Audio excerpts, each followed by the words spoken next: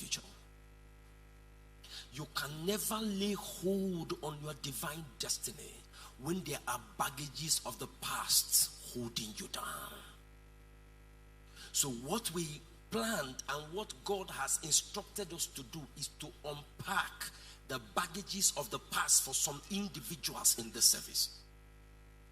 There are some that grew up like this and they have become parents, but they don't know what to do with their children because nothing was done with them when they were children. They don't know how to take their children because the parents were not there. Your parents are not there for you, and you didn't know anything about raising children because you were not raised. So you now raise them anyhow. Raising a child is not giving the child food. It's just the elementary part of it. Because raising a child is helping to cultivate the virtues and the values that drives the destiny of that child. But the challenge here now is, some of us are parents and we don't know what to do with our children. Then some of us are young singles and we don't even have idea of parenting because there's none. You did not grow up anywhere and you still have these pains. You still have these wounds of the past, and those wounds are haunting you. And that is the challenge.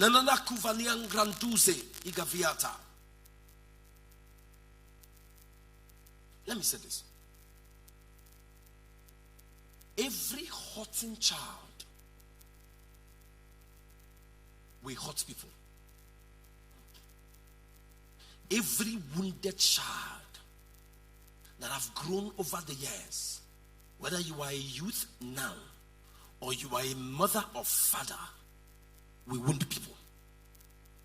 Wounding people will become your normal way of responding to people. Reason, because that is the only thing you have on the inside of you. Because you cannot give what you don't have. So that is why you find it difficult keeping relationships. Because everyone that comes around you will receive a good measure, pressed down, shaking together, rolling over. Abuse and all manner of things. Because that is how you grew up.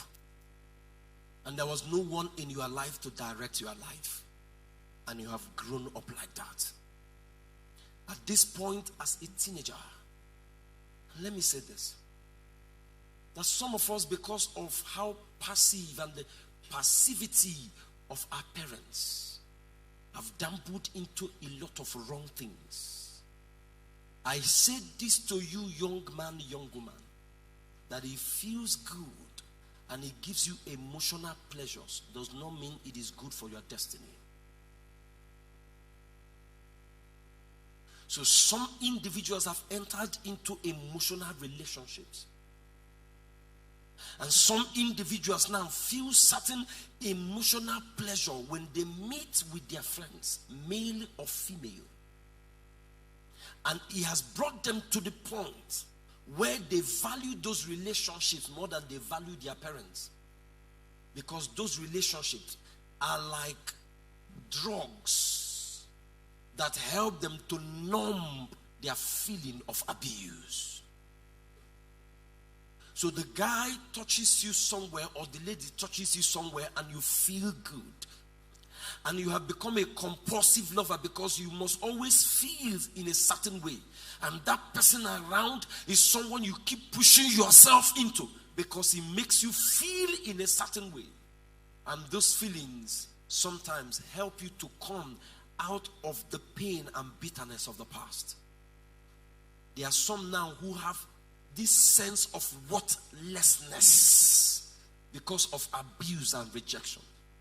That any relationship you walk into, you try to hold on to those relationships because you don't have worth or a sense of value in yourself. You want to find it in relationships. If you don't have value in you, you can't give it. And sometimes you don't find value in relationships when you don't have value on the inside of you. In a marriage relationship, you don't go there looking for value. You go there ready to add value. So that is why you must have value, that sense of value in you before you go into any relationship.